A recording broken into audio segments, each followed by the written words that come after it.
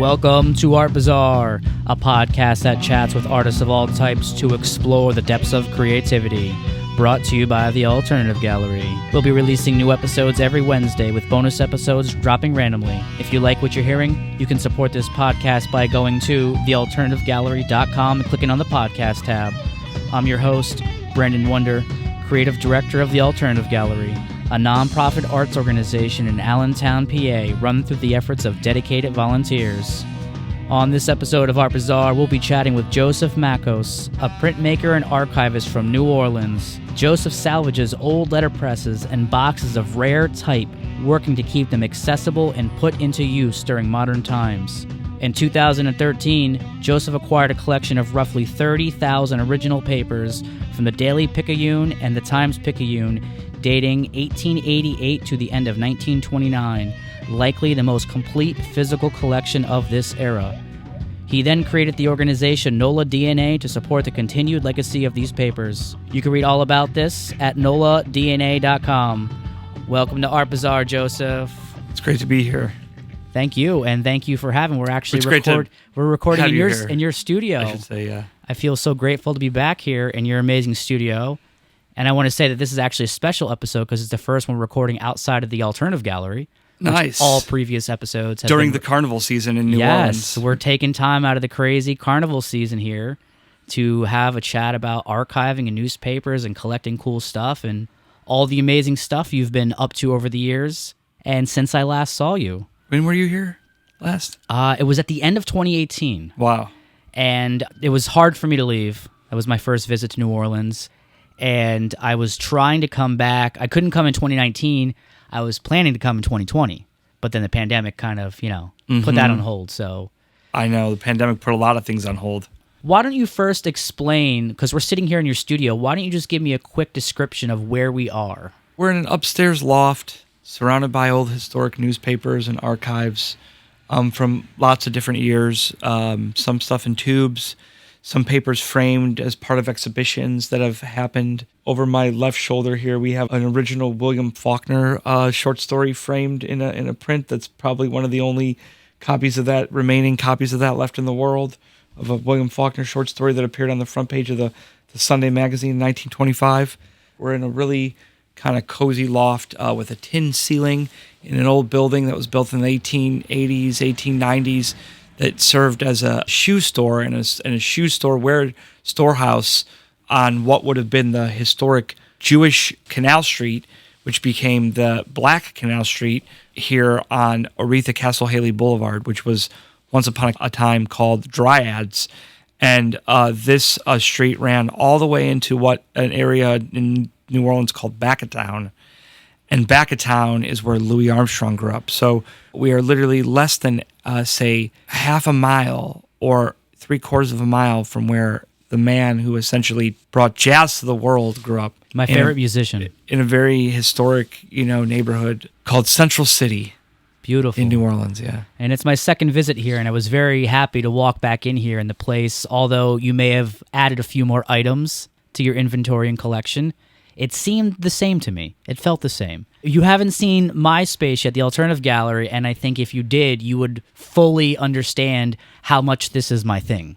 And downstairs, you have mainly letterpresses and the types that you've collected, and that's kind of how this all started, right? Yeah, it is how it all started. My true beginnings begin in Cleveland, though, where I'm from, and I grew up in antique shops. My dad and mom ran these antique shops. We had a bunch of different ones. I think the first one we had was an old barn. I remember this old barn. We used to have barn sales. And it was an old barn, but it was like right in the city. Do you know what I mean? Like it was like one of those things where it's like if you walk by it 100 times, you don't see it. But if you look down this like little driveway, you see this old barn in the back. And it was like, oh, that's from another time. That's something that's been there since the 1800s. And in fact, I remember it so well. They used to have barn sales on Saturdays and Sundays, like once a month when I was growing up. And my aunt lived in the house that was right next door to it. On the left part of the barn, which had a different door, I remember going in there when I was a kid, and there was a Model T sitting there, an original. Wow. Which I know my brother did and researched it years ago, and it did get sold to someone, and someone restored it. But it was a Model T sitting in this garage. Parked in the garage. So I just remember running around on this Model T. But anyways, growing up, of course, like kind of a poor kid in Cleveland. Like we had antique shops, but we were basically just making it for the lifestyle that I think my parents raised. I have two brothers, so three boys. We were always around the antique shops. We saw these things. I was like, I was telling someone this funny story about how my mom would like go on Thursdays. She'd go like a garage sailing, because the best way to fill your antique shop is to go garage sailing, and you got to do it in mass. You got to go to like, as many as you can on a Thursday. And so my mom would. I'm sure she also liked just going to those things in general, right? Definitely. And that was part of why she ended up with the store like that. Yeah, no, definitely part of it. That's how us collectors do it, man. Yeah. So my mom would like call. I just remember she would like call me in sick. She'd call the school and be like, "Oh, Joey's not going to make it in today," because we would be like the furthest out. Like, we'd be like 45 minutes outside of town. So you'd get off school to go to flea markets and garage sales. My mom did this. I was amazing. Just remembering my mom kind of like calling me in, like, because we're like having breakfast across town and like going to all these garage sales. Anyways, I don't know how many times she did that, but it felt like it was maybe more times than she should have when I was in kindergarten. But yeah, I grew up in the antiques, and I wasn't like always collecting printing presses. It wasn't like I always was collecting newspapers and printing presses. That's not really how my life went. In fact, there was a point in my life where I had nothing, where I had just like maybe like enough to pack into a minivan and drive to New Orleans kind of vibe, But there was a time where I had condensed my life down to like very little. But, now I think I have more stuff than ever, but it's not really just mine, I don't look at it like it's just mine. I just kind of feel like I'm the one who's here to take care of it for this time that it exists. It's been quite a chore, in all these different ways. And the path that I've gone through isn't the path that I thought I would be doing. And, it's taken me in all these interesting directions, including doing a doctorate degree and, using the archive in myriad ways that I've just like been able to take it onto the silver screen. And now I have, sort of big ideas sort of like coming out of this like 5 year, now we're like 5 years, even though we're kind of still in the pandemic, it's still happening. The ripple effect is still. It's still there, but it's like normalized it. It's been normalized in society. And so like, I think, it's been a lot of years, and I think there's things that we were talking about 7, 8, 9 years ago about what to do with this archive that I think are now just sort of coming to pass. And it's a lot about a lot of things. It's about having a vision for something that is coming down the line. And now we're kind of at a point where all the tools that we had been dreaming of to be able to do the things that we want to do with this collection are now kind of all here. Great. And that to me is like, there's going to be more tools I know that are going to be way more interesting and elaborate and useful right around the corner. But I think what's exciting for me is that instead of being someone who has a newspaper problem that's in search of a solution, I think now with the path that I've taken and the path that this has led me into, is now we're kind of at a point where we're going to be playing roles in developing the tools, Great. Let's start the conversation about how you started to grow the collection. Like you said, you landed down here in New Orleans with basically nothing, right? Drove down again with that same mom who let me play hooky so many times. She was like, "I'll drive with you to New Orleans," and I was like, "Oh, this is awesome." She sounds like a hell of a lady, man. Yeah. So my mom was the driver. I actually came down here and lived in New Orleans the summer of 2007, 2008. And I was like watching my friend's house all summer, watching their dog all summer. And I was already like kind of like getting boots on the ground. And I wasn't just coming here for 2 weeks. I spent 3 months those summers, and I got to meet a bunch of people, and I got to look around town. And I was like looking at all these old print shops that were like vacant after Katrina. And I was like, what's going to happen to all this stuff that's inside, or is there anything inside? And then you start to see dumpsters outside of these buildings, and you start to see the dumpsters fill up with stuff. And I mean, would you go picking through it? Oh man, I always would pick through dumpsters, or like I would get a tip from a printer, be like, oh, they're clearing out a building this weekend over here. They said you can just show up and get stuff, or like, and there was like, I'm not the only one that was doing this, but there was definitely like a handful of people who are down here. There's a few people I know who are still down here. I remember from that time who were doing the same thing, who were looking for stuff, We all were looking for flat file cabinets and print racks and guillotine cutters and drafting tables and just like all the big infrastructure stuff. Yeah, flat files are so expensive. You see how many flat files are down there now? I'm a little jealous. Okay. That is one part of the collection that has grown by leaps and bounds, is that during the pandemic, I just saw anyone who had a flat file cabinet for $100. I'd try to make it happen. You know what I mean? Yeah, they're so essential for what you do. Yeah, and so that's the thing about this is like, we go from the later part of the story that's funny to talk about is like, when you go out there and if you look at find my Atlantic article, Old Newspapers, New Value, or you find the Mysteries of Old New Orleans article in Collectors Weekly, or you find the AP article. If you search for this project and you find one of the articles and you read it, we were like talking about how big this one thing was at one time. And it was like 6 trips in a 17-foot U-Haul in these plastic airtight tubes. But once we actually got to a point, and I did have a friend who came during the pandemic for like 3 months, and we got this place squared away. And I don't know, like, if anyone's ever come to the shop, there's probably a handful of people who have, or maybe a few dozen. But at one point in time, this building was absolutely chock full of trash bags full of tubes. We're talking to the ceiling almost. And one of my friend, Carrie, came here from California, and she just went nuts all day, every day, all day for like months. And we just broke down tubes, and we got people to come and work with us. And we just broke down tubes, and we basically went through the tubes, and it turns out like 1 in 10 tubes doesn't have a Mylar. So we keep it in the tube because it's kind of a precious object that we don't want to rip or tear. So you started out with about 30,000 tubes. I mean, that was the math. The math was that there's these boxes that I still have some of the original boxes. And in each one of these boxes here fits 12. I think it's 12. It might be, let me see, 15. That one fits 15, right? So what I looked at when I walked in that room was at least 2,000 boxes. So 2,000 boxes times 15 tubes, that's 30,000 tubes, right? How much do you think you're down to now? There's 15 tubes in each box, and I'm pretty sure that there were at least 2,000 boxes. So that's 30,000 tubes. Now, I don't know if there was just 2,000 boxes. It could have been more than 2,000 boxes. But it was at least. Yeah. And the way that I'm doing this math is that when you open up a tube, sometimes it's just one comic, a single page. Sometimes it's a whole comic section, which is like 4 sheets, double-sided for 8 pages. Sometimes you open it up and it's one single page of a rotogravure, but then sometimes you open it up and it's a rotogravure section. And then sometimes you open it up and it's like a big thicker section and you're like, oh, it's 12 pages. But then sometimes you open it up and you open up a way thicker section and it's 24, 36 pages. So here's what this all means. It's very confusing. Basically, what you have to understand is that this archive was completely out of order when I got it. Nothing was marked. Nothing was marked. It was just all in a tube, all shoved into one of 2,000 boxes, if not more than that. So it's at least 30,000 tubes. Who put them in tubes originally? Well, this is an interesting part of the story that doesn't get talked about very much, is that I didn't find this out until later. And honestly, the way I found this out was that there was a block party here on O.C. Haley. They told me there was going to be a block party, so I should have some stuff on some tables set out in front of my shop. So I was setting out some stuff in front of my shop. I had some books that I made, some different postcards and some cool stuff. And at that point, it was just the printing presses, right? This was the archive as well. Okay. Yeah, at this point, the archive was here as well. And I had some stuff on the block, and these people were walking by, and they're like, wow, you have some really cool stuff here, some really cool vintage New Orleans stuff and cool things. And they're like, what do you have inside? I said, oh, this is the historic archive. And this lady and her husband come in. Turns out it's the New Orleans Fire Department chief for all of New Orleans. Wow.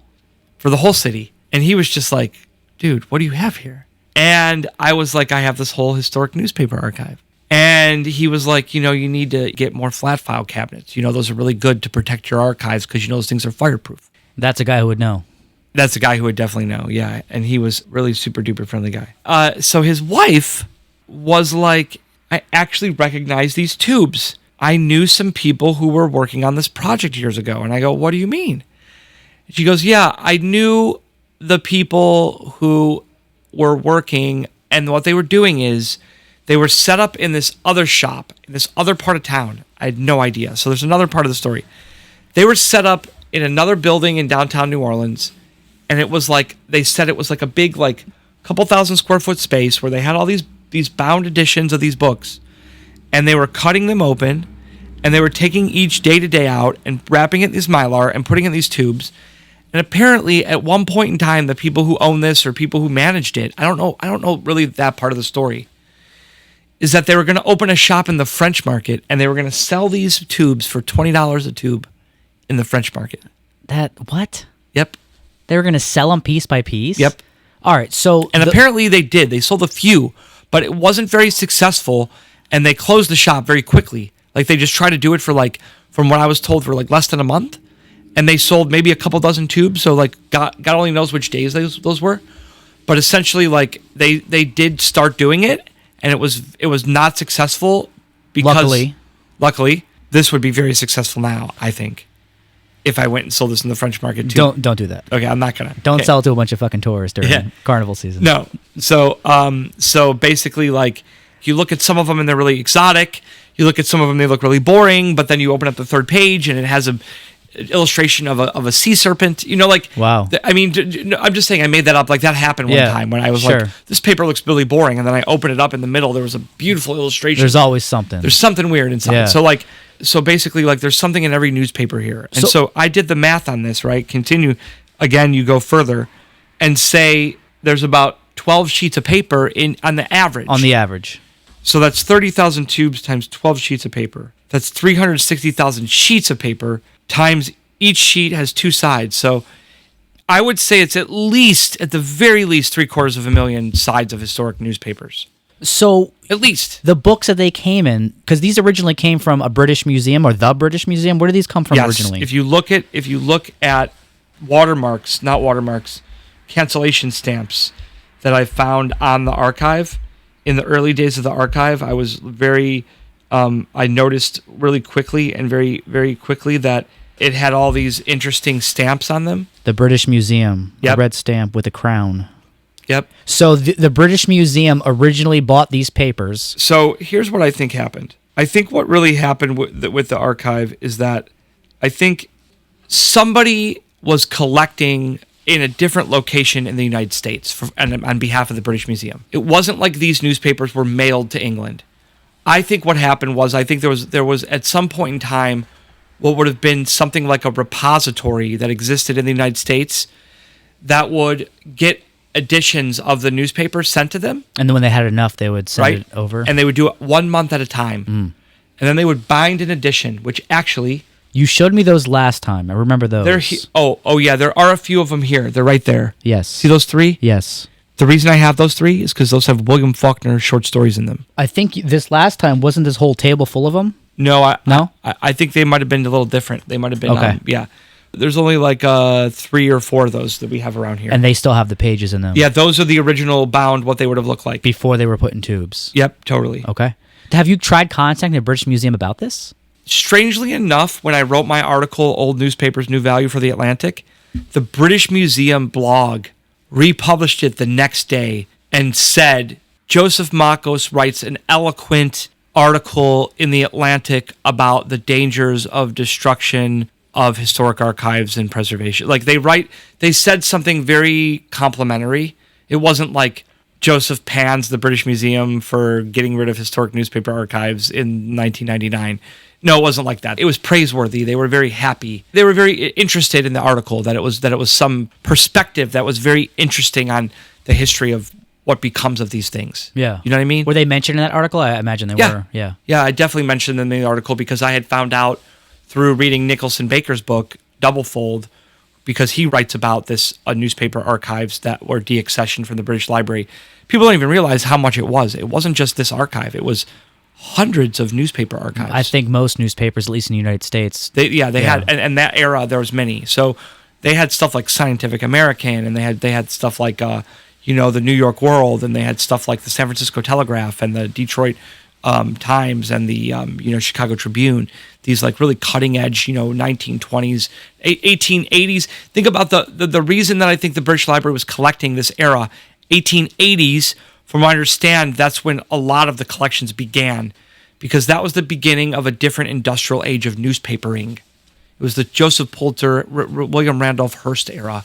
It was that, mass-produced. Yeah, you know what I mean? And it was like this era where it was like the advent of the technology of the paper, meaning like when like artists were, remember those newspapers, Joseph Poulter and Hearst, when the newspapers wars happened, people maybe don't remember, or people don't know this, but look this up. They were fought over a comic called The Yellow Kid. That's where the term yellow journalism comes from. And at some point in time, the Yellow Kid comic artist was drawing for both newspapers. the one Hearst poached him from Pulitzer to pay him twice as much money that Pulitzer was paying him, and he had to do it. He took the money, and he got out of his contract. But I think there was a period of time where the Yellow Kid was in both papers. But the newspaper wars were essentially fought over that. And then, if you really look into the story of the Newsies, which is like, I have to say, out of all the musicals that I just absolutely just like go gaga over, the Newsies is just like... What year is that set? That's set, I believe, in the 1890s or early 1900s. And it is a true story of when the newspapers brought Joseph Pulitzer to his knees. Yeah. And demanded to be paid better for delivering the paper. And he did, they brought scabs in, and then they broke up the scabs, and it was like a whole war. Yeah. And they brought the newspapers to their knees for a couple of days. You know what I mean? Yeah, I saw that movie years ago. I don't remember it too well. They made a musical on Broadway about it, for Christ's sake. Yeah. Yeah, which I didn't see, but I think I would have probably just been absolutely just, the hairs on my arms would have been standing up. I can imagine being in your position. Maybe someday I'll get to see the Newsies. So once the British Museum reblogged that, they didn't make any attempt to reach out to you, or you reach out to them? No, and what's interesting is I've actually applied for a couple fellowships with them and I haven't gotten them. Interesting. Yeah, right. I guess you never know what they're looking for, right? But they may have that info of where these came from, or... I would love if someone could hook me up with a residency at the British Museum to even just go for like a month and do this thing where I'm just like, hey, let's go back to Baker's book and let's see what's interesting about Baker's book is this. I don't know if there's any librarians or nerds out there who are really interested in this idea of newspapers. And I want to take over this radio show for a second. And I want to make sure that we talk about public domain and access to public domain at some point. So let's come back to that. About public domain and what is really at risk. Let's talk about... I'm all about that, man. Cool. Let's talk about what's at risk. Sure. And what we really have to gain. Yeah. I think about Nicholson Baker's book it's called Double Fold. And essentially what it does, it talks all about the preservation of newspapers and how they were gassing books to try to make them last longer and all these crazy things, and how this newspaper... I learned that this newspaper archive survived a Nazi bombing, okay? It literally was in a warehouse that was bombed by the Nazis, and the Nazis dropped bombs on the other side of the warehouse because they thought it was a munitions plant, and it hit a corner of the warehouse that had the Irish and the British newspapers, and it burned up some of the Irish and British papers. Damn. Yep. And on the other side of the warehouse Fucking fascists. was the American newspapers and other world newspapers. So essentially, like this was in this archive that we're sitting around right now was in a warehouse that was bombed by the Nazis during World War II. That's incredible. It is, right? To think about that, it survived that. Wow. Yeah. So what ultimately led to the British Museum wanting to get rid of these? Do you know that piece of it? Yes. But it would be interesting to talk a lot more about like that backstory about how it all came to be. But if you go deep in Double Fold, he talks a little bit about it, and what it was a policy shift. It was a policy shift for the British Museum at a point when technology, we talked about this earlier in the pre-podcast time, we talked about the moment when the internet becomes a thing and how all this training data is being trained on essentially the history of the world according to the internet circa 1998 to present, essentially. The British Museum was changing their policies. They wanted to free up a bunch of space in warehouses that were housing football fields full of historic newspapers. What are we going to do with this stuff? I could see that they would be really overwhelmed with 100 years of newspaper archives. Yeah, I get it. Right? In just like the world according to everything ever happened. Yeah. Right? But now, if you think about it, imagine how cooler of an LLM we could create if we just had that archive digitized from originals. Yeah. And not this sad thing that happened with microfilm. So another part of that formula why the British Museum got rid of this is because of microfilm, because microfilm became a suitable alternative for these archives. But let's be honest, like as you're staring at some of the stuff that you see in here, whether it's rotogravures or the Houdini red magic puzzle sections or the illustrated Sunday magazines and that are in full color covers starting in 1903 or whatever this photograph of the Bankers Association centerfold was from 1905, all these different things that you could see in this newspapers, it doesn't hold a candle to microfilm and 72 DPI. There's too much detail lost. Yeah. Just as a background, and this is my soapbox that I get on. People, what they did is they took the historic newspapers, they shot them with 72 DPI microfilm, which is a very low like it's just black or white. It gives very little grayscale, and so it makes a mash. It makes a bitmappy, and then they high-speed scan that as PDF files in the 90s or the late 80s into the 90s into the 2000s. They high-speed scanned all the microfilm. It's only 72 DPI. So what you're getting is a newspaper, which is, say, 18 by 22 or whatever, shrunk down to the size of a postage stamp. So essentially like 1 inch wide by an inch, 3/4 of an inch wide by 1 inch tall. And you shrink it down to that, and then you high-speed scan it at 72 DPI. Like, what the fuck? Well, and it's not space constraint. You could fill literally 100 years of newspapers in one file cabinet. That's essentially the way that they were thinking about it. It was a space thing. They weren't thinking about the quality. They weren't thinking about what the internet age would now bring us into what we would want to move forward with our history. Not just like some convenient way for libraries to store an archive. They weren't thinking about the quality and the details, essentially, that could be wanted and accessed now. Well, maybe it's easy to say now in hindsight, but obviously what they did was very short-sighted because microfilm itself wasn't bad. It should have been used for reference only. But I understand the constraints of space. But something like the British Museum, okay, you made a good point. They were probably overwhelmed. This is just a New Orleans newspaper. They probably had collections like that from around the world. They did.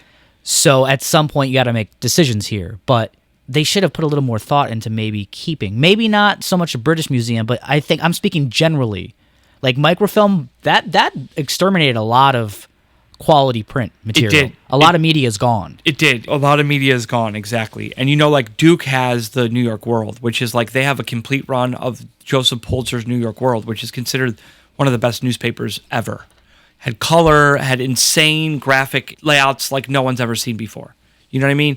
We're talking color like in the 1890s and stuff like that. You know what I mean? Like really cutting edge, really revolutionary, kind of thing. And they have that, and I would love to like go over to Duke and get someone to drop, millions of dollars and digitize that and turn it into some sort of crazy thing that people could access. And not only with that, but think about wouldn't it be really cool to do generative 1890s to 1920s stuff?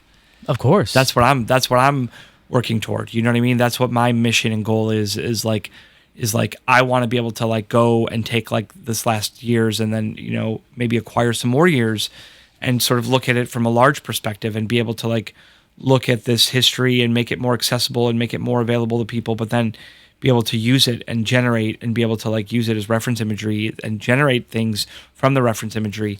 I mean, what is the highest thing in culture? AI, but it's like movies, right? The silver screen is like in television and like the golden age of television, which is someone saying we're having like a second golden age of television. I want to be able to like take this collection and like really develop things for that.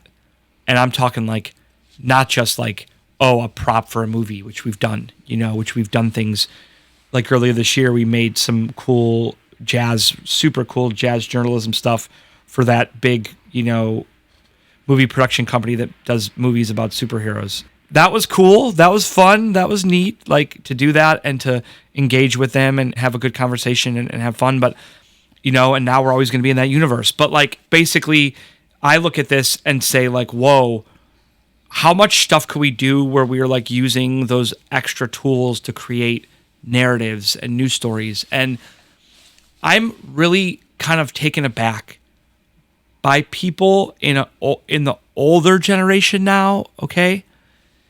The baby boomers and some of those researchers and those people that, and like that era, maybe for every 10 historians that I talk with, I find one or maybe two, maybe it's 1 out of 10, maybe it's less, maybe it's probably about 1 out of 10, who really understands what actually is hidden. A lot of historians and a lot of people, I would call them pretty like, suburban historians, because I look at it like in a way where it's like you're telling a narrative from one or two archives. Like I've read a few books recently or like looked at a few books that I'm into for some research I'm doing for work. And I am looking at some of this history and I'm like, wow, you're writing an entire history from one or two newspapers and you're not even addressing the editorial oversight of those newspapers. Well, I hate to say it, but this is it's common in a lot of institutional thinking, unfortunately. Yeah. Because it's something I've talked about in the past on this podcast. It's because they're very specifically focused, and I think the world needs more generalists pointing to things that are important. And you actually brought up something that this is all going to tie together. You brought up an interesting point just recently about why it's important to save these things. And the reason that I wanted this on this podcast is not just because I think what you do is interesting. It's I think artists should care about archiving, because it's not just for their own work, but making this stuff available to future generations. Because what happens when we fall into this pattern where we save nothing, which seems to be the case. And again, like, there was a lot of short-sighted thinking that got us to the point where these were almost sold off to the lowest bidder. These tubes, these newspapers. Yeah. And now that you've done what you've done, you're able to make this art accessible to future generations, which to me is the importance of art.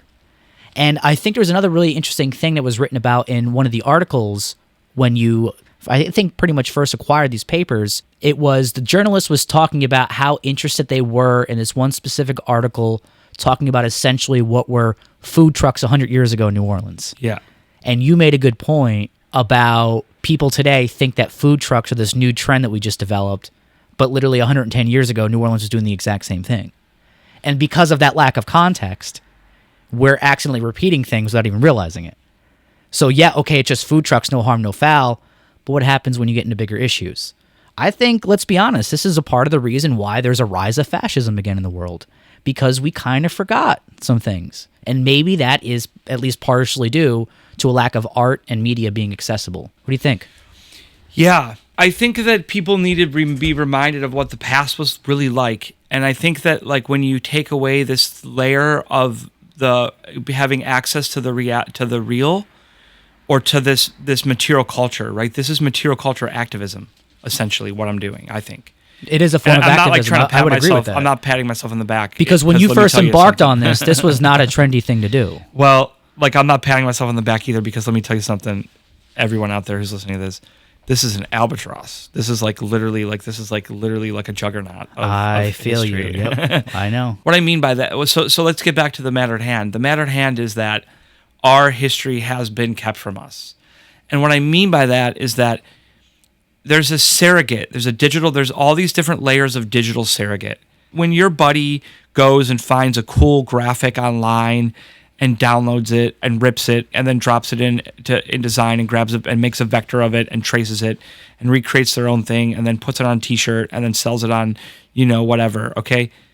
That right there is like a function of creativity that's been going on for a long time. Like, people have been sampling a long time, like Basquiat sampled and Dali sampled and Picasso sampled. That's where hip-hop music came from.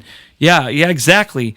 But people were doing this with audio, and people were doing this with video, and people were doing this with newspapers and all that, and magazines and stuff. And this is the original collage art. When you really get a look at this and you really look up close and you see how it's made, and you can't see that process of how it's made when it's in that surrogate 72 DPI microfilm version. When you really think about public domain, it's really about gatekeepers to the public domain. It's not about anything other than that. Or, like, again, you might go to an antique shop and you might find a cool old piece of something, and you might buy it for $6 or $7 or $8, and you might take it home, and you might have a scanner, and you might scan it in and use it for something. But I'm here, like, on this podcast, like, give people permission to do that. Like, you need to do that more. Like, you need to, like, grab stuff that's already been used and, like, cut it up and reuse it. And I know there's, like, some people who are really down with that, and some people are really big into doing that. But essentially what's happened is this entire cultural history that I am a keeper of has been kind of systematically, and I guess, like, what's the word, legislatively, or like policy. Everything swings to the big business, unfortunately. Yeah. Oh, we're a company. We're going to come in and we're going to take your historic archives. We're going to microfilm them for you. You know what I mean? And they did it, and then they got rid of the originals. So, like, and then the way this was like chain reaction, because then, like, another library was like, oh, we're going to get rid of our originals too. We're going to opt for microfilm. Yeah, once somebody does it, it almost validates the process. Yeah, and, like, what's pretty funny and epic is when I started at LSU in 2019 doing my doctorate, I went into the met with the microfilm of the people, the historic newspaper people and all that. They're like, oh, we just got rid of our last physical archives. We just deaccessioned everything. we've microfilmed everything. And You don't have an archive then. Yeah, exactly. If there's not physical items, it's not an archive. Well, now there's this whole thing. And last semester I took a class. Last year I took a class.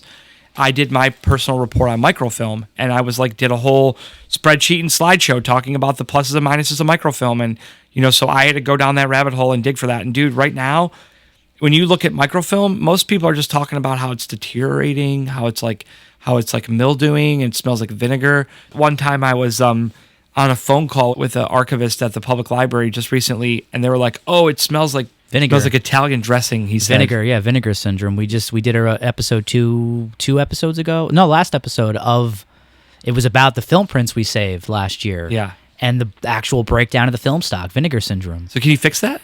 No. Kodak has spent millions of dollars and 100 years trying to figure it out, and they can't. All you can do is slow it down. You can't stop or reverse it. It's impossible. Okay. So basically what you're saying is that the copies, the low-quality copies, did not survive as long as the original papers, which you have here. No. That's what's happening. And what's really interesting is, like, I could scan all this, and then we could print a new copy.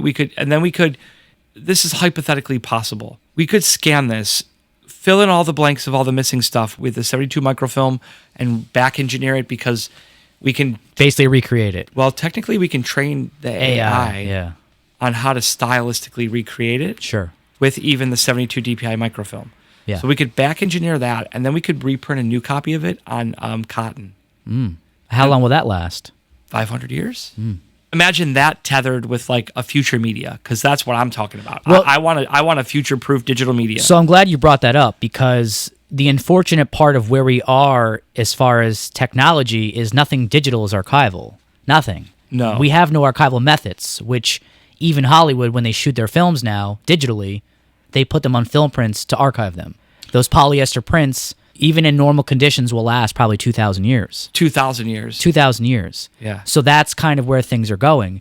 Now, from what I've researched, the next big break that's going to happen in technology digitally is going to be digital DNA. Have you come across this? No. It's already happened. They've already figured it out. They just have to figure out now how to make it commercially viable, where they put, it was a number of books and texts and documents inside a strand of DNA. They successfully, on multiple different experiments, upload it and then downloaded the information back with no quality lost, no errors, nothing. Yeah, I believe it. So once they figure out how to do that, I mean, that's thousands and hundreds of thousands of years. And think about how much storage space and the size of a coin. Yeah. I mean, terabytes beyond. But that's years before it's commercially viable. They just cracked that like 4 or 5 years ago. They Crazy. just figured out at the scientific level. And that's probably 20 years until it becomes commercially viable. So until we get to that point, the best thing we could do, and even then, still have physical copies. Yeah, I think like the things we were like dreaming about 8 years ago are kind of like, we're now just able to kind of like design this process and design this like pipeline for doing this. And what it is like essentially programming every character on that page. Yeah. Like essentially like when we scan that and put that in the cloud, and the cloud flashes it and takes it and shapes it into a fabric, like essentially like it's taking this like locational data of every character on the page in reference to like the next page that comes scanned in, And also like I found this like sort of description of the way the newspaper, the size of the newspaper and all this like description. So we have an entire like chronology of what the newspaper looked like. So we know from the beginning of the paper, or at least for this archive, from 88 to 30, there's a description of how the newspaper changes throughout the years. There's like that's really interesting. Physical description of like the columns and how big the type was, that and was, how many characters per line and how many lines per column. So it wasn't always an 8-column So newspaper. the British Museum made those notes? Nope. Who made those notes? A different guy. Oh, wow. Yeah. After the museum? Yeah, a guy who was doing a retrospective of the newspaper called 100 Great Years. You know what? You'll appreciate this. Thomas Dabney. My friend Alex, who's actually the archivist for our film archive back at the gallery, he made a great point on the podcast. He said that in a lot of ways, the Pirate Bay has done more for archiving than a lot of museums have. Because, you and I, we've had conversations in the past.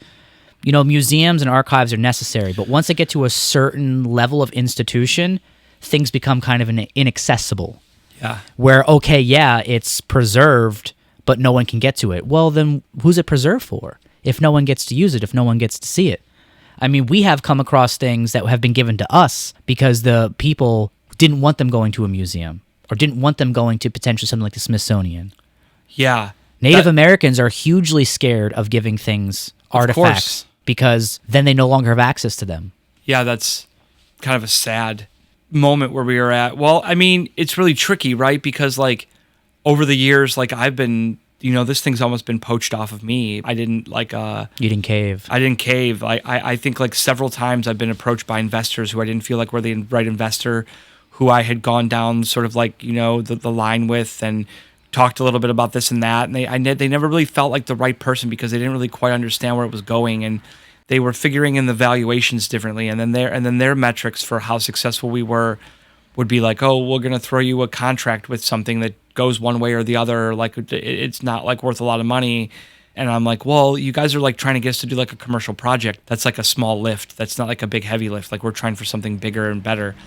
And I think I'm coming to a point now where there's like a couple interesting opportunities that are coming down the line. Kind of as I'm finishing my doctorate degree, I'm kind of, I'm in the 5th year. So I'm kind of like in the final phases of that. I'm kind of really trying to take a look at, I've taken some computer science classes. I've taken like 9 credits of AI classes at the doctoral level. Even though I'm not a computer scientist, I just jumped in and I learned it because I can come in at an angle, rather than like having to learn anything from scratch.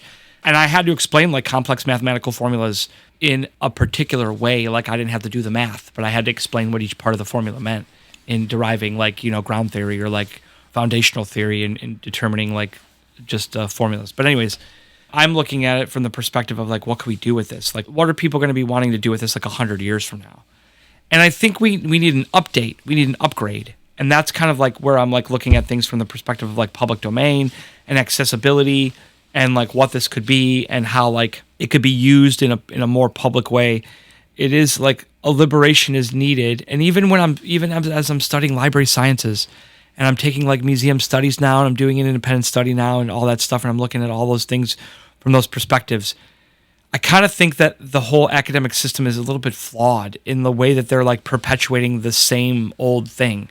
The business as usual. It goes back to my statement that I made earlier about the need for generalists. There's too much of a narrow focus in the academic world. Not that we don't need it. You're going to be great at one thing and then miss most of everything else. Yeah. I mean, I have that constant fight about academia because like I'm a visionary and I have to like take my vision and like I have to like focus it on one little thing. So here's what I'm going to end up doing for my doctorate in a nutshell. I go and look for all these readings in my bucket. I'm looking at material culture. I'm looking at media archaeology. I'm looking at all these different phrases and trying to understand, like, who am I? What am I? What am I learning? What do I need to do? Who am I to become in this whole mysterious process of earning a doctorate degree? And, like, it's so confusing, right? But what I was always looking for was one article that didn't happen. So this is the onus. The onus is on me. The job is on me, right? Like, the job is on me to do, to basically prove what I'm saying. So, yeah, in a nutshell, basically, what the doctorate will be is we're going to take 100 pages from this archive, this original physical print archive. I'm going to find those 100 surrogates in the 72 DPI public accessible microfilm. And then we're going to take those two, we're going to line them up, we're going to stack them on top of each other, we're going to layer them, and we're going to say, okay, let's do just a physical analysis of this from the word go. I'm talking like a visual analysis. How much is missing? We'll do some fade in, fade outs. We'll do some comparisons of the graphics, okay? Now, of course I'm going to find ones that are really drastic because it's my job to find the ones that are really drastic. Like the ones that are like, oh my God, this is like complete night and day where like an image is completely washed out and there's no detail. And then all of a sudden we're going to show ours and it's going to be like, there's a woman standing in the window and she's holding a birdcage. Like how, that's not there. I don't know, I just made that up, but essentially there's going to be a lot of eureka moments like that. And some, I'm sure, will say, oh, you're cherry picking, but I mean, it's kind of essential. The contrast is essential to get the point across. Yeah, but what I'm going to do is I'm going to do important dates in history of New Orleans. I'm going to do like, nice. I'm going to pull like, hey, let's pull like the first political cartoon ever on the front page of a newspaper. Like, let's do that one. Let's just show them. This is like the very important moment in New Orleans history, the first full-page political cartoon. Let's compare. Like, let's compare the public record to the one that we have. And that sounds like a fantastic idea for your doctorate. I think it's because, want to know why? Because I'm a visual learner. I think the viz. I'm the same way. I think the viz and the side-by-side, page-by-page comparisons and having that as an appendix, on record in Louisiana State University to explain. I think a lot of people are like that, might not realize it. I think a lot of people like that might not realize it. And True. I think like that's the onus. And I think like when I came in there to LSU, I thought that everyone knew this. But I'm still talking to professors who are like, I tell them about a new database or a new archive or a new searchable thing that I found, and they're like, oh my God, this changes my research. Like I can search this now in this way. And I'm like, yeah, you didn't know that? They've been doing that for a minute. Like, and they'd be like, no, I never knew that. And then like it puts a ripple in their research, whatever. But, or like I've gone to like, one time I went to the New Orleans Jazz Archives at Tulane a number of years ago, and I showed them a ragtime era, jazz era comic. And I showed them about 10 of them, and it was a run of these comics that I have like 200.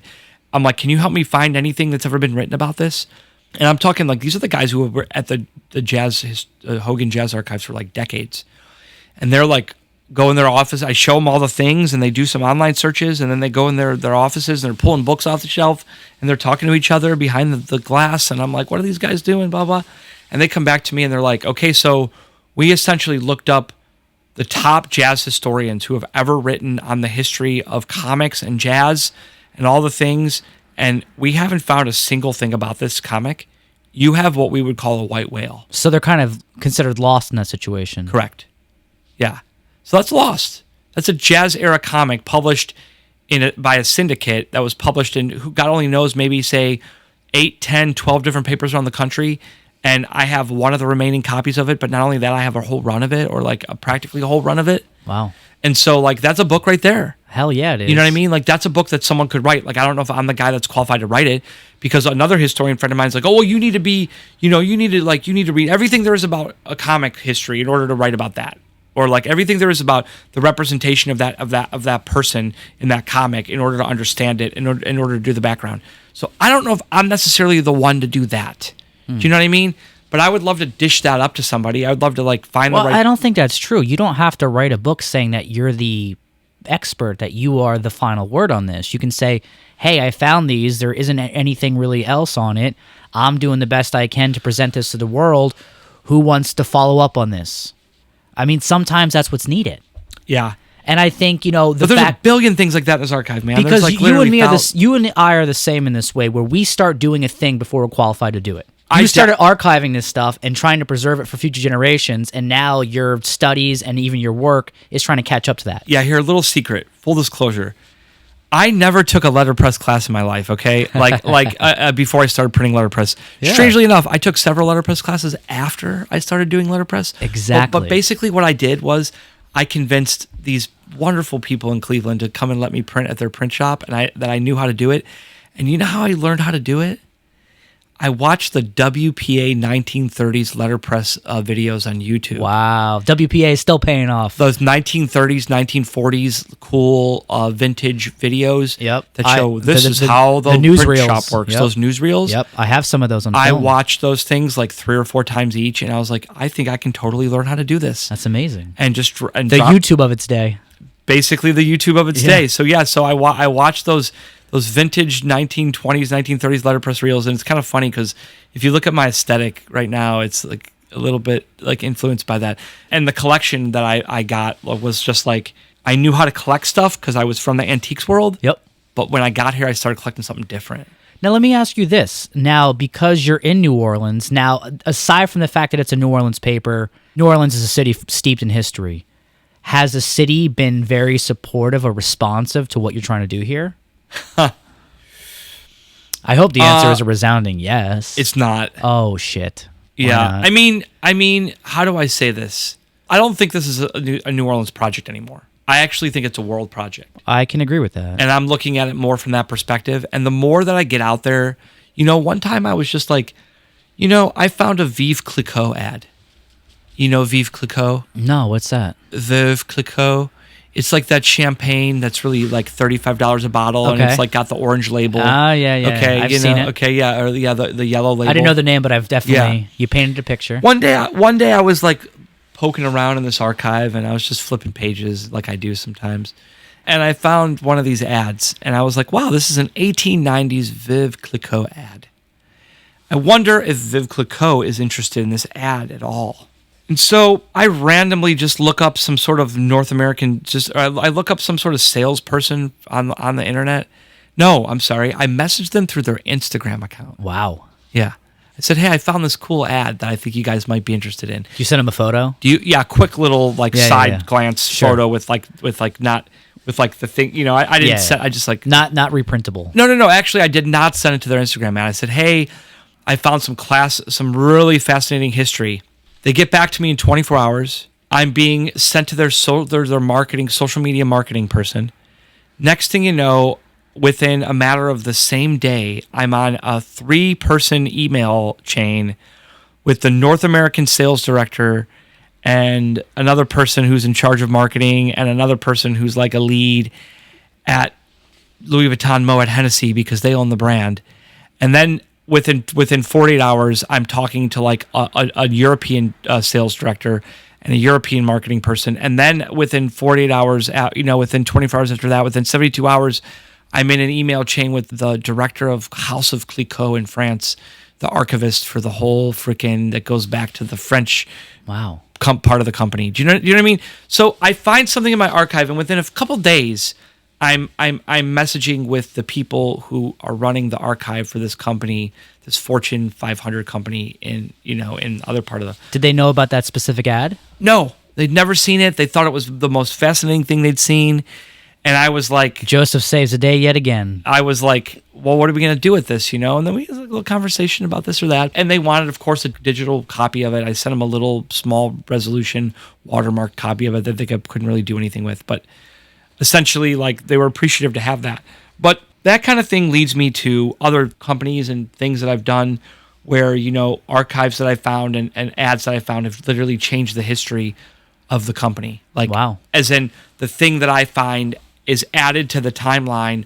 Effectively, it changes something that the history of the company didn't know, where it's like, wow, like it sort of like jumps from 1890s to 1905, and I'm able to fill in the gap between that. And they're like, oh, this is our first of this. Yeah, and because the work has grown and changed and gone in so many directions, you've kind of created a new organization, Intelligent Archives, right? That is overseeing all of this and doing the actual work. IA is the low profit limited liability company that is now the essentially the project management. The original NOLA DNA is like the holdings company for the collection, because that's the way the physical assets. Yeah, you protect the collection by having it sort of held. And then Smart. Project management is like sort of any project or any request we get, because I get requests all the time from local people looking for something, to someone looking for an article for their uncle or grandpa or great-great-grandma, or someone looking for family history, or someone looking for something for a book cover, or someone looking for something for a movie or a TV thing or what have you. So I just kind of feel those as they come in. I don't say yes to everybody.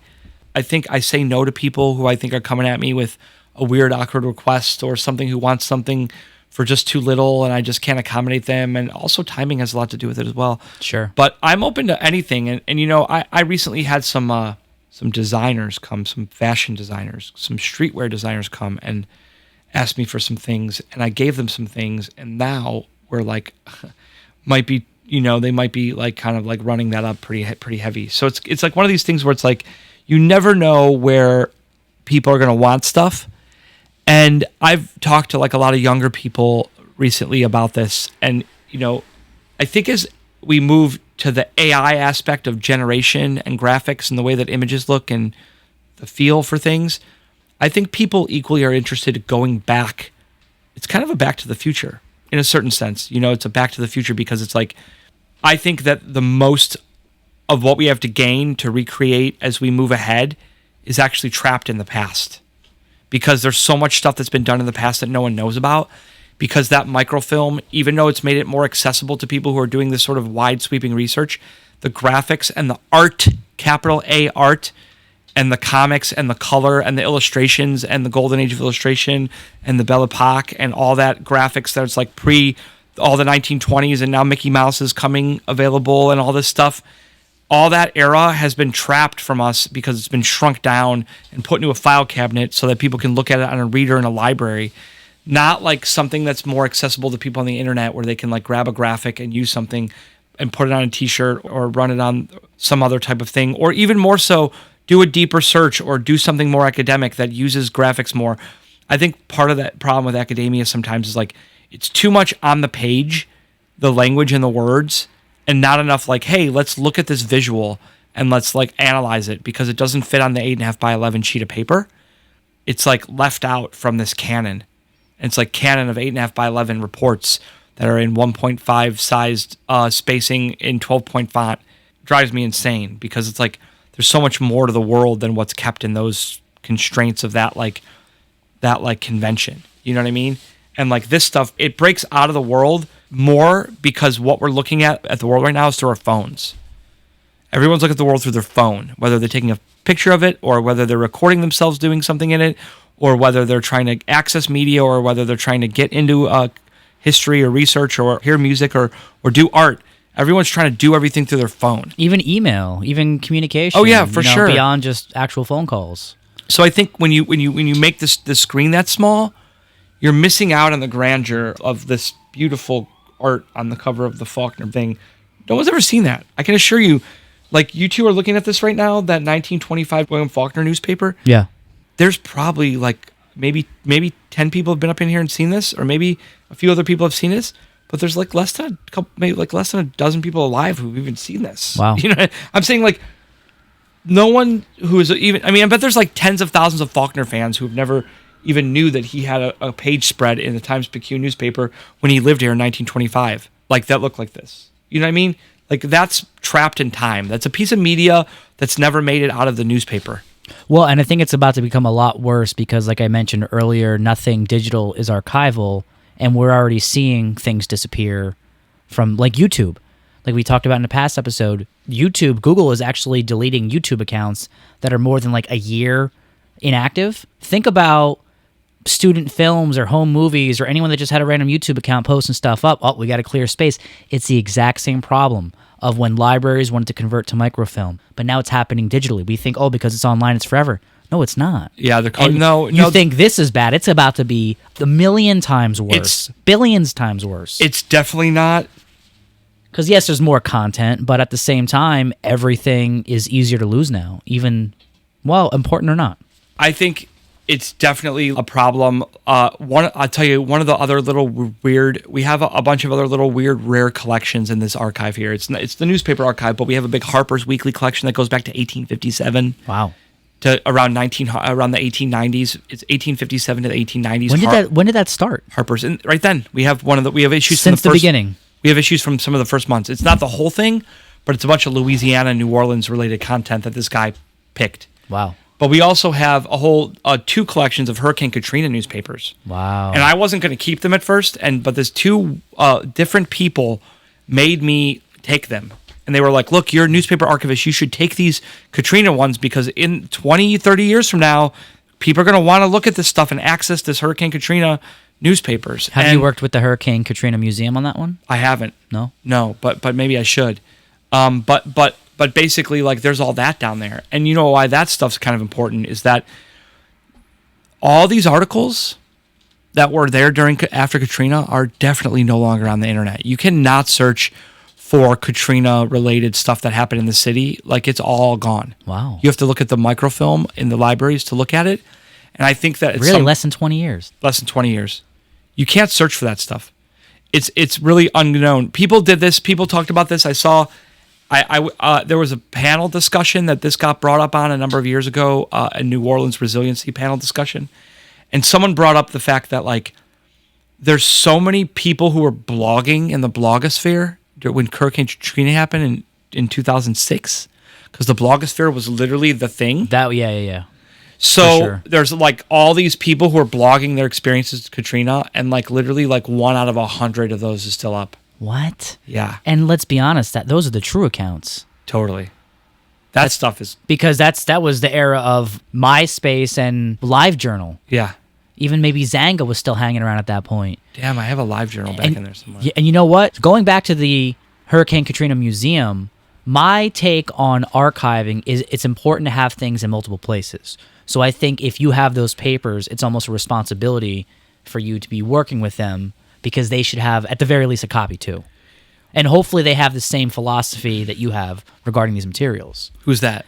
the Hurricane Katrina Museum in this specific example, but anyone you work with. Really. I would love to get a little grant for those Hurricane Katrina papers. I'd love to basically just like hire some really smart people to go through it, to put it all in chronological order, to lay them all out. You know what I mean? Maybe lay them straight. You know what I mean? And they're folded. They're folded. Yeah, they're folded because that's how they were stored. That's how they originally came. Yeah. And you know, all the one of one, just pull it all out and put it all in order. Yeah. And then catalog it all. And then maybe just take a step, maybe take a picture of the front page or something, just to have at least that. Maybe someday down the line, we're going to need to digitize it all. I don't know if that's going to be a project or not, but I think like it could be useful to somebody, and I think it's worth saving. I think it's worth at least going through and making one good copy of it, and then maybe like taking the rest of it and, you know, getting rid of it. But like, I think having, you know, maybe I'd do that before it goes to the Hurricane Katrina Museum because they might want to keep all of it. But like, I think like the work to be done there is to put it all in order, keep the best good copy of everything, and then, you know, deaccession the rest of it. And maybe someone needs to get that for some reason. Yeah. And do an art project or do something interesting out of it. But I think the whole collection of that eventually could become, I don't think it's ever going to become money worth valuable per se, but I think it could become valuable for research purposes. Now, would you recommend that other people kind of follow in your footsteps and build these archives and even libraries to save materials?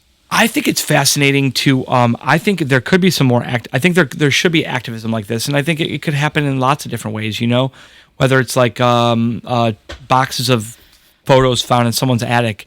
I think it's interesting to keep a lookout, and I think it's interesting to see that this stuff a lot of times goes by the wayside and treated as though it's not worth anything, or it just has to be gotten rid of, and it has to be gotten rid of very quickly, and there's nothing left to do, you know? Well, I think it's like two sides of the coin, where some people think because it's old, it's worthless. Some people think because it's old, it's worth a ton of money, and in both situations, you kind of lose access to it because then if you're overcharging for it, well, general people aren't going to go for that then. Yeah. I have some friends who are holding something for me that they said I can have, which is really interesting, is they have the entire run, save for one copy. They say there's one copy that is missing because of something that happened during, I think, World War II, where like they didn't get their copy in the mail that week, or whatever. But they have the entire run of Life magazine from like is it Life or is it? Yeah, it might be Life, starting back in like the 1920s. Wow. They have the entire thing. Have they contacted Life at all about their collection? I wonder if Life has already done it. I wonder if Life has already digitized that or has an archival copy. I imagine they would. Well, you know, speaking of magazines, you know about National Geographic. Yeah, right? Nat Geo. Yeah. What a fucking sin, man. Yeah. Well, they were the ones who really pioneered color photography, as far as like wide spectrum rotograph or everything was developed for Nat Geo back then. Yeah. Those were old Nat Geos are the best by far for collage artists, I think. One of them. Life and Nat Geo is pretty good for collage artists. And now if Disney gets their way, there'll never be a in-print issue again. Is that true? Well, that's what's happening. Last year, the editor announced that the entire staff was informed they're being laid off, and that in 2024, National Geographic magazine will no longer be published. Jeez. So now they have no staff, and if anything at all, they're going to keep the brand and do some kind of online content only. Jeez. And you know what? The problem is, first of all, shame on Disney, because companies the size of Disney have the money to survive through trends, to do the right thing, because that's all this is. The Best Buy getting rid of physical media, people not getting rid of newspapers, not being in towns and cities anymore. These are trends. Eventually, these things are going to come back, no matter how far technology takes us, because we're going to realize we need these things. We're always going to need these things. And I think we have to go without them to realize that. I don't think it's all going to come back. I don't know what is going to come back. I'm not going to say that it won't not to the level that be there it has. in some surrogate form. Yes. But essentially, the problem with it is that the industry and the machines that are used. I mean, we can save some of these machines, but the machines that it's used to say produce like a paper like this is impossible. Although I could get like a Vandercook proofing press that prints 24 by 36, and I could rerun letterpress prints of these from plates, which would be very costly. Yeah. But it's possible. Yeah. Like it's actually doable. Like well, I'm talking about more specific physical media. It's being phased out in so many capacities. But film prints are always going to be a thing. It has to do with this thing, man. Yeah, but we're going to get sick of that eventually, too. Oh, I'm definitely sick of it. What do you think comes after smartphones? The wearables. Wearables. I don't like that. It'll either be your jacket and your glasses. So it's going to be wearables, and then it's going to just be... They're already going to watch. Yep, got the watch. Yep. Nope. I'm excited for later this year to get my Apple Tooth. What is that? The Apple Tooth. You haven't heard about it? No. It's like a little implant you put in your... Are you fucking with me right now? That's not coming this year. That's a few years off.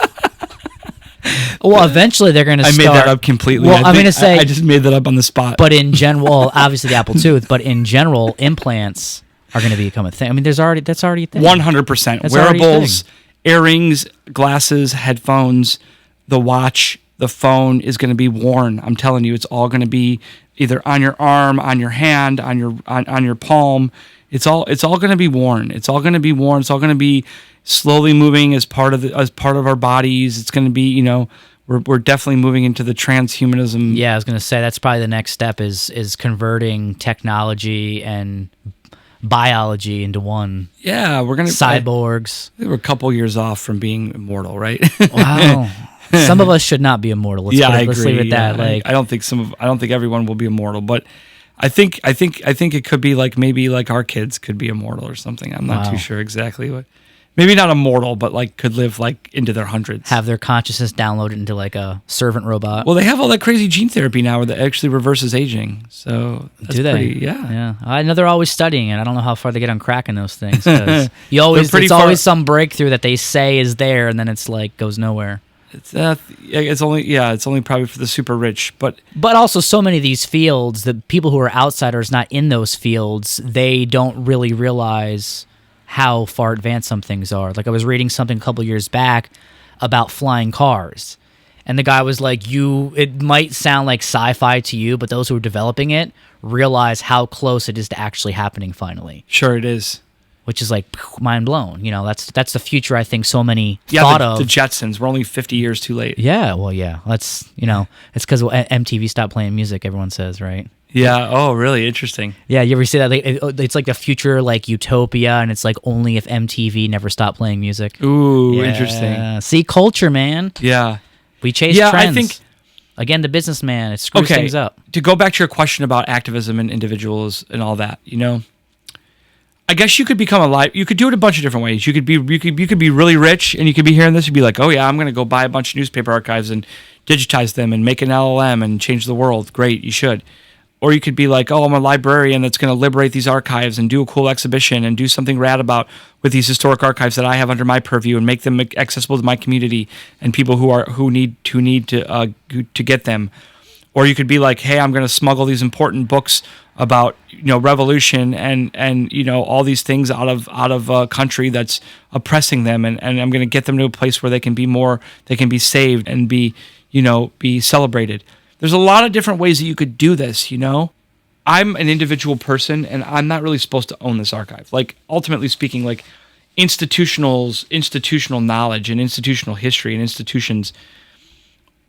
Well, I mean, on the dual end of this coin are the ones that saved them and the ones that destroyed them. So it is an interesting thing to think about this archive as someone who, and when I mean not supposed to, I mean like I am supposed to do that as sort of like as part of my like life career. But like ultimately speaking, like it isn't normal to get your hands on something like this. Well, but at the same time, I think it's collectors who have saved some of the most important media and stuff in history. It's true. And that's really comes down to when that collector dies or their collection gets handed off or what is decided.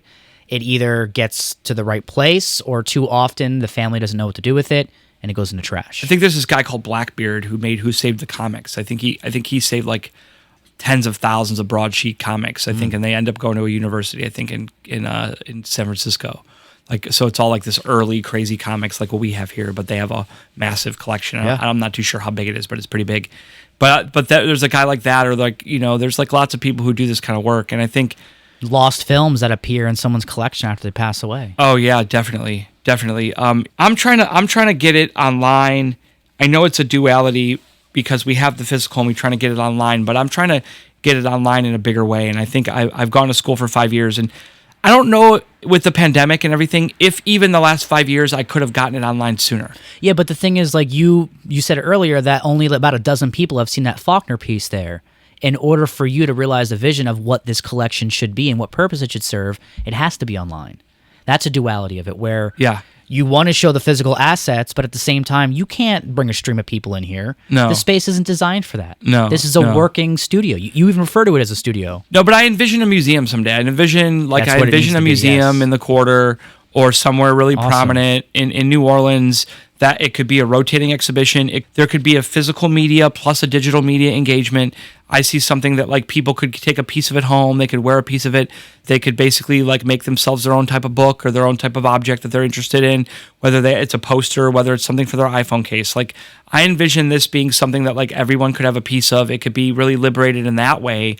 And yes, there's like a merchandising aspect of that thought, but I think like, well, it would be great to even offer people the opportunity to do that. You know what I mean? Even a well-done coffee table book could be definitely an amazing form of archiving, because maybe everything gets wiped out, and that one book is the only thing that survives in 500 years, and it's all that's left of all this. This was interactive media, and I think as someone who's doing a doctorate degree, who's studying history and media and archiving and cultural theory and cultural history and AI and library science and a little bit of other things, I think it's definitely like a worthy cause to get this out there into public use in some way, shape, or form, and to show people really what it is. And I think everyone who comes and interacts with it, it's like they have this eureka moment where they're like, "Oh my God, I didn't know that there was color, that there was go back this far. I didn't know that the graphics look this prominent. I didn't know that this looked this sharp."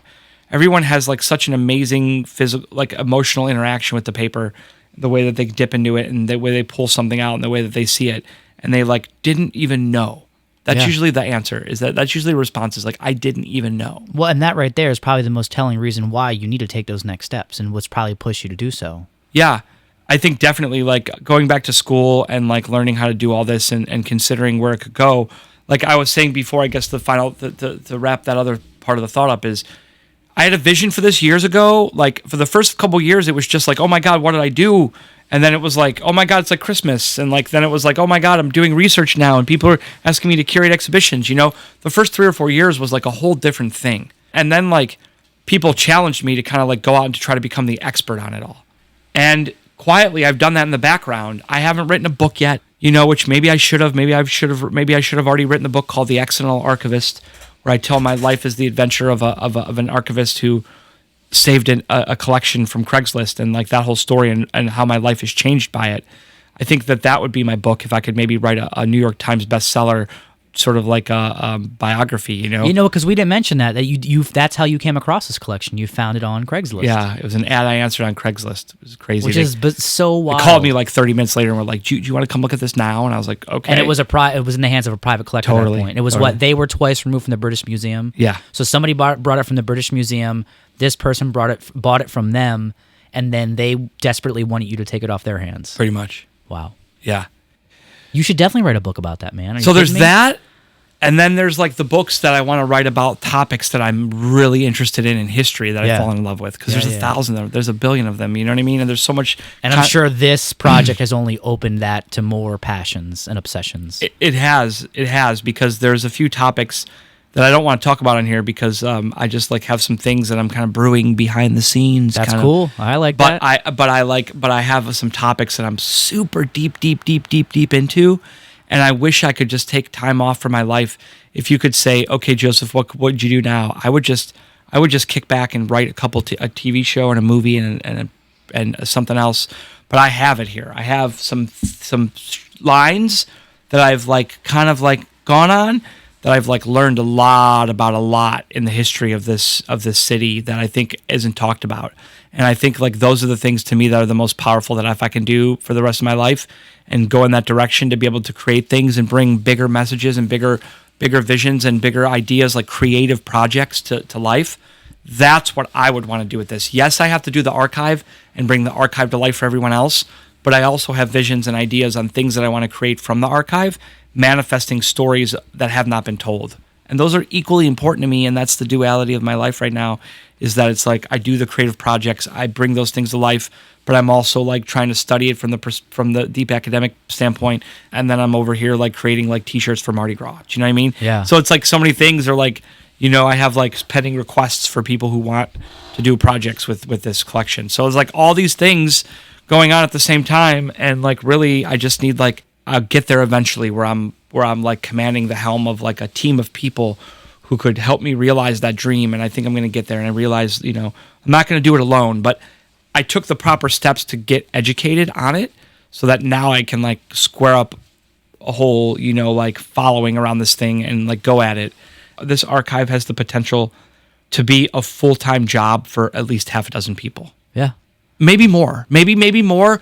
Honestly, like this archive could be developed into a business that investors could put money into and be happy about, doing something for saving archives, but not only that, making it accessible to more people. And I think that this archive could be like a career for not just me, but I think it could be careers for a lot of people. And that's what I'm trying to work toward, postdoctorate degree. And now I'm like working at a museum in the Quarter to gain that critical experience of what it's like to run a museum.